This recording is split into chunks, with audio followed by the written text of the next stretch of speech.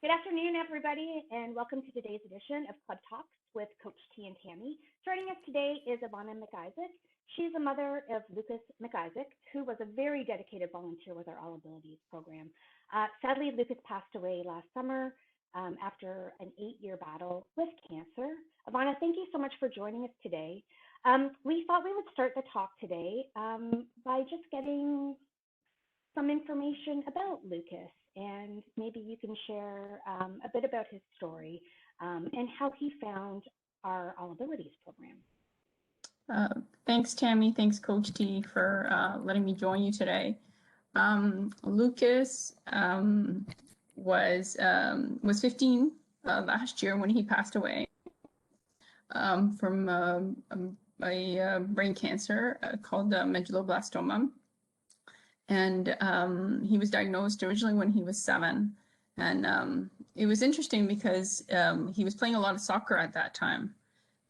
He had been recruited to play on an academy team. He was training with the girls under 8 rep team, girls under 10 rep team. So lots of soccer. That's great, yeah.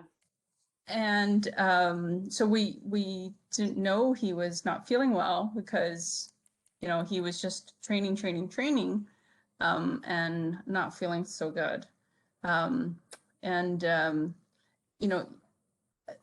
Lucas was just that person that loved soccer.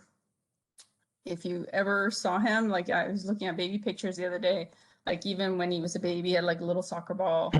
And, just if you talk to him, talk about soccer, World Cup, he's sitting in front of TV watching soccer. What was his favorite team? It was Argentina. Okay. Although Lucas was in Messi, of course, it had to be Lionel Messi. Yes.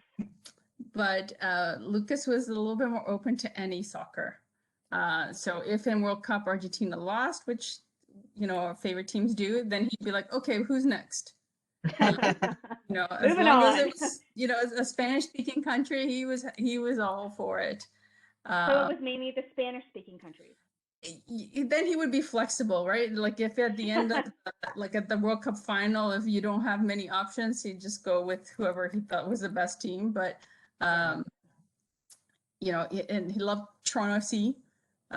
So he really enjoyed it, and as long as he could play, even after his illness, after he had multiple surgeries that started to cause problems with his balance, loss of hearing, he just wanted to play, and if people were interested, he wanted to like teach them how to play.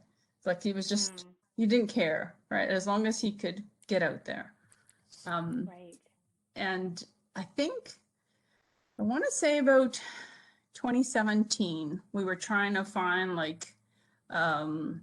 because he wanted to train at a high level, right? Like, and T, I think you went through this, like when you're used to training at a high level, you want to keep that. So it gets disappointing sometimes when they don't get to do that, maybe at a house league level. So he was like, well, what's out there for me as a para athlete? Because he had, I guess it's called a traumatic brain injury due to the surgeries. He was like, what other sports are out there for me? And we tried swimming. He's like, no, not for me. Like we tried all kinds of stuff, and we fell onto. I was looking on the Canadian Paralympic team website, and there was like, and we're like, well, what is this? And so we logged into the Canada Soccer website, and sure enough, there's a video of T like running, and I'm like, hey man, I'm like, you recognize cuts on, so you're like, we're like, hey, is this, somebody similar?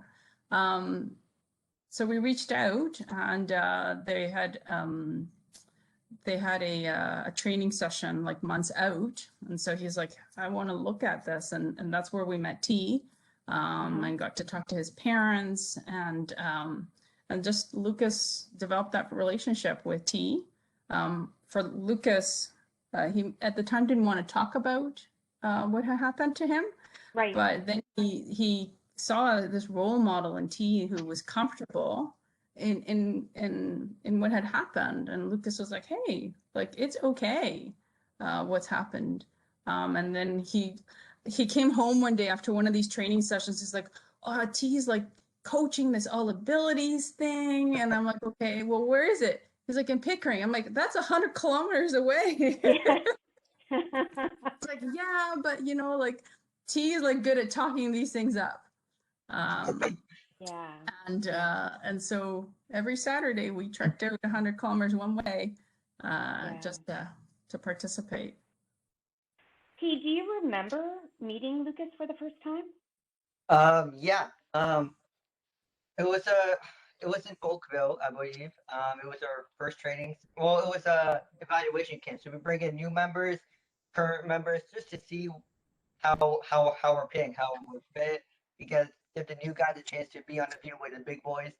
And I see this little Hispanic looking kid. Kind of reminded me of me because I'm a short guy, but Lucas was the little man.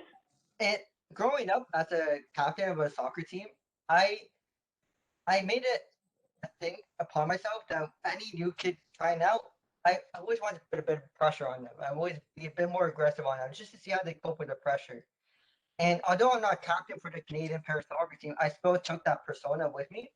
So I see this little kid, um, a lot like me, right? Very passionate about the game. So I pushed him a bit. It was like we were doing a scrimmage or something. I gave him a bit of a nudge, a bit more aggression here and there, and he pushed back, which is always a good sign. He would, and not either they shy away from it because they don't want to push against the big boys, or they fight back, and he fought back. And then he did his little trick during the game, during the scrimmage, and caught me off guard. And you know those things where you're in a game and people are like, "Oh," or whatever. He did one of those things on me, and it caught me by surprise. And it was awesome. I respect game when I see it, and Lucas had game. There were times where you can tell he was tired, but I didn't know at that time. I just saw a new person on the team, so I didn't know what was going on. It was until after the session, where my parents came up to me and did you get to meet Lucas? I'm like, yeah, man, I'm gonna feel it's pretty good. Like, yeah, and then they told me how they spoke with Ivana, and then I got to understand more about his story. So it was a good first session for Lucas. You know, Ivana, it must have been really nice for Lucas to be able to relate to somebody like T, who went through very similar diagnosis, and has such a love of soccer. Tia, of course, is a great mentor, and I think that it's an amazing thing that, I don't know what you call it, kismet or whatever, but that they were sort of able to find one another. Because I think that the friendship or the mentorship that developed over the years was a pretty special one. I know that when you guys would come to the club, and I think Lucas was a little bit shy when he first started with us, but seeing him on the field and pairing up with the other athletes and himself being a mentor to our athletes, how did he like that? I mean, he must have enjoyed it because, like you said, you guys were traveling over 2 hours every Saturday, rain, shine, snow, sleet, mostly, to come to our program. Like, that is a big time commitment. What was it about our program? Lucas just he enjoyed the atmosphere at the dome, and then of course the friendships. Knowing that he'd get to see T or yourself or Matt, knowing that sometimes I'd look out and I'm like, man, Lucas, it's snowing a lot. He's like, no, my buddy is probably gonna show up at the field today. Like, I gotta be there. It was just that whole, to him, it was just an extra level of soccer that he got to see for everybody, right? Like he training out of it. And then just the enjoyment of being able to do some small scrimmages with the team or doing some exercises with the team. Like he would build his Saturday, no lie, around going to Pickering in the morning. Because I'd be like, oh, Lucas, like you got a house league at 1 o'clock. He's like, don't worry about it. Like we leave at 11:15. We're home by 12:15. You pick me up a lunch on the way. Like he had it, of course, planned, right? Oh, He's like, I did not realize that he was also playing house league at that oh time. yeah. Oh my goodness. So his Saturday was all built about, you know, like wake me up at 7:40. Like he'd jump out of bed. Like the rest of the week, be like, Lucas, you got to get to school. He's like, yeah. Saturday morning, he's like, pop up, get ready to go and take breakfast in the car on the way. He'd be quiet on the way. And then on the way home, it'd be talking about like a discussion, maybe he had like a chit chat he had with T or with Diego, which is another para soccer player, or, you know, one of his buddies, or what Matt, like even the blind soccer team, like you get to play with them. And talk about, you know, like this is what, you know, maybe he'd like to do when he was older. So it was just, he really, like I said, he'd build his whole Saturday around the program. That's how much he loved it. Well, actually, that was one of my questions is that, you know, in all of the time you spent in the car or truck, whatever, you know, driving to and from our program, you guys spent a lot of time together, certainly, and you must have had some very interesting conversations during that time. I think that's one of the things that we miss. I mean, obviously there's pandemic, but it's one of the things that I certainly miss because it was an opportunity to connect and talk and just kind of understand like what he was about, especially as, you know, you're becoming a teenager, you're not really interested in chit-chatting and you got your own thing to go, but it was just, you know, talking about soccer or, you know, what they got to do. He really enjoyed it. You know, he'd say like, you know, I know the first year we didn't train so much with the para team, but the second year it was with the blind team and the para team after one of the volunteer sessions. And he'd talk about that extra level of training that Matt would bring, and T wouldn't let up, right? And Diego wouldn't let up. Like it'd be like, it was 1 hour, like even with the blind soccer team, like huffing and puffing, everybody would come off that field, and he just loved it. He just felt energized, as tired as he was. That's awesome. I think that that's one of the best things Matt ever did was schedule those two programs at the same time as our program. So Matt, who is our executive director and leads the blind soccer group, he had scheduled them to play or train at the same time our group was on the field. And also a couple of guys from the para soccer team also were training on that field. So that gave him sort of perspective on a whole bunch of different things that Saturday morning, certainly volunteering with our program, playing with the para guys, and then the extra challenge too of learning, you know, about blind soccer. That was kind of got a very well-rounded soccer experience on those Saturday mornings. And just to touch on that, Ivana, you mentioned that the kind of the upper level, the next level, you want to do more. And after several training sessions, I wanted to take Lucas under my wing, which is how we got to connect. When we did drills, I tried to make sure that I was doing it with him. At times, other players took the turn and I had to go somewhere else, but most of the time I tried to make sure he was under my wing. But it wasn't until I want to say the second year where I understood about his diagnosis, because it was the exact same as my diagnosis, but I didn't understand he was still undergoing treatment. And for those people watching, treatment is exhausting. It drains you mentally and physically. It's very hard to just feel the energy to get up in the morning. And I don't think some people understand that. And I didn't know Lucas was undergoing treatment at the time of during some of these training sessions. And the fact that he was out here not doing healthy, not doing recreational stuff, but competing with the big boys in training, the stuff we do is no walk in the park. And it really opened up my eyes on how tough Lucas was. And it really inspired, like, for me, I understood it, but I passed this message on to the guys, and I think some of the para boys really understood. We're really trying to understand how much it took out of him to be there, and it's just a testament to his persona that he carried, and it's just it's a huge inspiration because you're drained, you're exhausted, but you still want to go and compete, and you're doing it because you love the game, and it just took my mind away. It just blew my mind. It was just amazing. Thank you. I think that probably going through treatment too is somewhat isolating, and it's nice to be around people who can sort of take your mind off of things. So that was probably something too that brought him to our club. Very positive environment. Yeah, every time he would come up, Vicky Vaughn said, I knew he was undergoing treatment. He would tell me about his treatment. He started to open up more.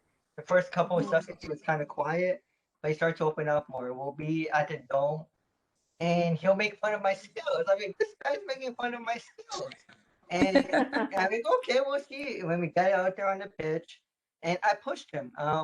We did 2v2s. He was on my team. He was on other team, and I'll push him because I knew he had it in him, and he did. He showed that on the field. So it was great to see. We pulled jokes at each other, and honestly, I miss that about Lucas. Just those jokes that we would share, those little jabs that we would throw at each other. He was my little brother, so I really miss that about him. But um, I was just so grateful to get to know Lucas and understand that he has such a great passion for the sport, and I just wish to carry that on wherever I go. Thank you. I mean, he, like I said, you'd ask him and he'd say, like, he's one of my best friends, because he felt that he could have that discussion. And again, that kindred spirit of the love of soccer and knowing what Lucas was undergoing really helped him sort of, keep pushing forward. Mm-hmm. Something I didn't really mention this to Jamie or anyone for that matter, but he made me enjoy the game a bit more. And I always grew up with this persona of watching my favorite Barcelona player, Ronaldinho, how he always played with a smile. And one of the things that he grew up understanding was you play the game just to enjoy it. You could maybe enjoy the game a bit more. It's changing my style of play. I'm not a big fancy person on the field. I'm very concrete. I enjoy doing my job. If I have to throw in a move here and there, I will. But I'm starting to understand Lucas would throw fair in his game, and he made me enjoy it more. So I'm starting to train a bit differently than how I would normally do, and he's made me enjoy the game a bit more. And I think that was huge because not many people can get me that excited about the game.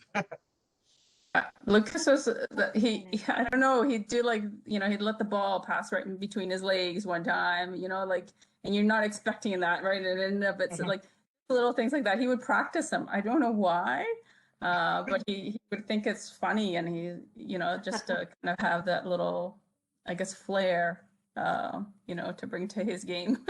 Right. Are you guys a soccer family? We are, yeah. Again, from South America, so that's what I okay, of course, and understood. Sorry, that was a silly question. You could only cheer for one country in my house. My husband, Craig, Lucas's dad, he grew up playing soccer, even though he's from Newfoundland. So, but he still grew up playing soccer. So, certainly something that we brought to the house, and we tried hockey, but it wasn't the same, right? Like Lucas couldn't move as fast as he could, if he had a ball at his feet with skates. So does your daughter play soccer? No. No. She was like, again, we're gonna do this again. Oh yeah. The sister that has to be Yeah, that's travel around with the family. Yep, I get that. for sure. Ivana, what would Lucas want you to share with people about who he was? What would he want people to know about his life? Um, that's, I guess it's a hard question to answer.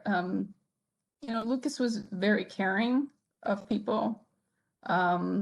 Similar to how like he would take people under his wing, at school, on the pitch, wherever it was. He always, would take that extra moment to get to know somebody. Um, and that was a big thing for him. And then, obviously he loved his game. He liked to collect things, like a lot of things, like comic books and soccer cards, like soccer, like, if I showed you his room, it's like soccer posters. T was there. Like it's just soccer everywhere, 20 soccer balls in the corner. Like, but just that, he took that extra moment to care about people and give them that extra minute, regardless of who you were. Yeah. Yeah, and you could see that with Lucas. Despite the jabs we would throw at each other, he never forgot his role as a mentor to the program. With the kids, he would help, and he was always there. And at times, you could tell he really enjoyed it. He was there for the kids, but I mean for the training, but he understood his role too, and I could tell he enjoyed giving back. And it's rare to come by some people, that want to help others. So it was very testament That's when you true. yeah. Yeah, that's a really good point, T. Um, is there anything else that you want to share with us about him today, Ivana? I mean, I'm sure there's countless things that you think about every day, and that you want to share, or maybe don't want to share. I'm so glad that he found our program, and I'm really glad that he found you, T. Yeah, thanks T for bringing him into the program. I think he loved the sport, and I think where we lived, it was hard for him to get to express it as much as he did, and you gave him that opportunity by introducing him to the All Abilities program at Pickering, and that friendship you extended to him. It really continued to ignite him, to show that he could still, in his mind, perform at a high level, and then continue to push that with everybody that he got to meet in the program. That was a big thing for him. I think he had been losing hope a little bit, and just getting to meet you and talk to you, and he started to become a lot more comfortable with who he was. He'd be, because right now I think you haven't been to the barber in a while. Yeah. Maybe yeah, Lucas's hair was a little bit longer too. Yeah. But Lucas would be like, it's okay to have short hair, right? It's okay to show the scars, and you gave him that comfort level, and I thank you for that. I mean, Lucas, he was a special man. I always tell people embrace your scars. Yes, I'm growing my hair out, but I'm probably going to shave it. I don't know. It's just what we feel. But I grew up embracing my scar. I still grow up embracing my scar, and our scars are just um tattoos, stories. even better stories. That's how I see it. And Ivana, you mentioned that if he could compete with the big boys, he did. There's no doubt about it. He did compete with the big boys. Not there was no question if he could or if he can. He did. That's a fact. not many people can come into our program undergoing the treatment he's he's going under and walk out there on their own 2 feet. There was this one training session we had in Oakville, and it was near the end of this program. After we did some sprints, after we did some pretty heavy work on the field, he joined us for the scrimmage, and I undertook the role of they divided us into 2 teams. Yuka was on my team, and I took the role of kind of organizing our section of the team, just and I took it serious. I took it as a role.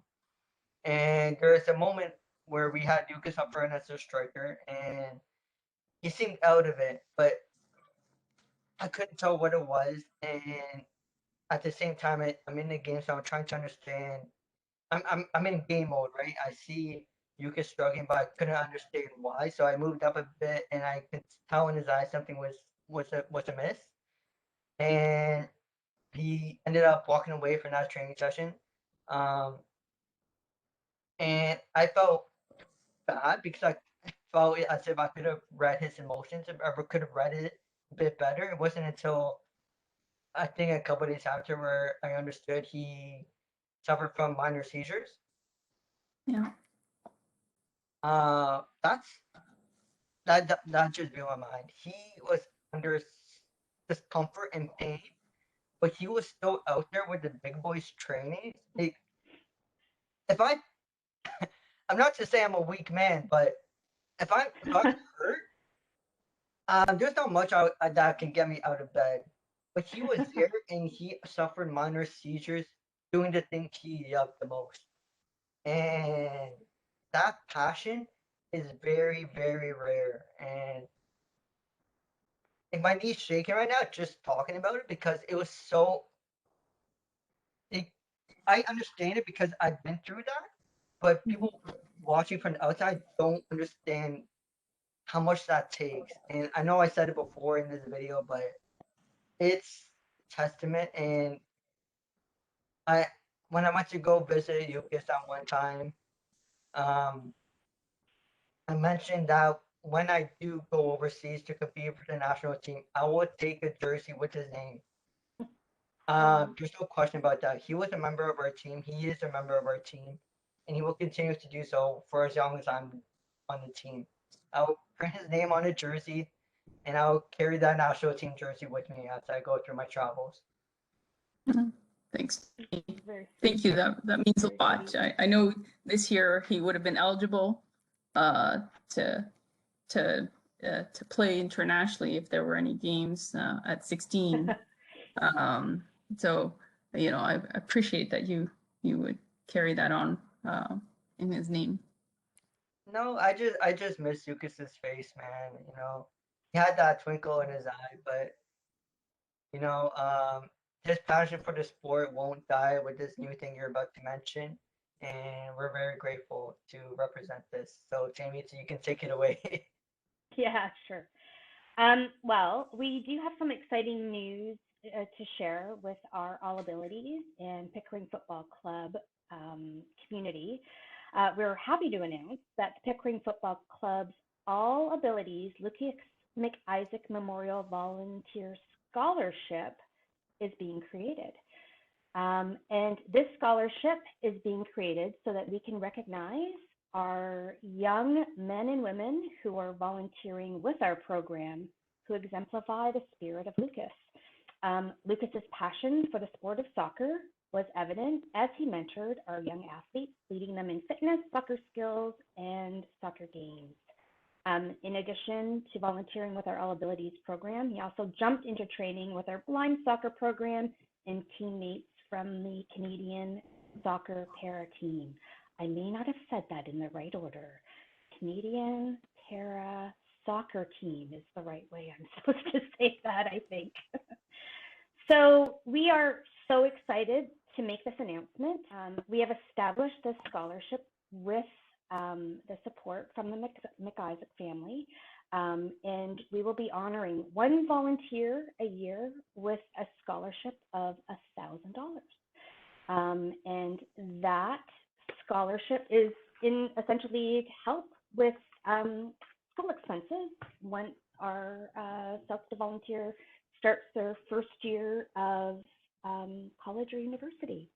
And we're so delighted to be able to provide this with the assistance from the MacIsaac family. So thank you so much, Ivana and Craig, and your daughter is Maya. Sorry about that. And Maya, and the dog is Zoe. No, Titan. I got that wrong. Okay, so we're very honored and just very grateful to your family for assisting us with this. And we're excited because this is something we've been talking about doing for a few years now, and we're happy to be able to move forward with that. And we are in the process of getting a memorial tree that we will be planting this spring, and we will definitely let you know when that is. And that memorial tree will be planted in front of the Pickering Football Club, and will also be in Lucas's memory. So we're so happy to have both of those in his memory. Yeah, so thank you. There. For the volunteers watching, yes, there are requirements to this scholarship, but we don't give this. If we're representing Lucas's name, we're not going to give this out to just anyone. You know, we gotta work hard for it and represent the hard work that Lucas put in. And I mean, on my personal side, I won't give this out to just anyone. You really gotta put in the work and effort for it. So I'll be keeping my eye out. As long as you meet the requirements and some other stuff on my end, we'll see. Passion, dedication, and commitment. Mm-hmm. That's what and thank you so much. You know, this means a lot.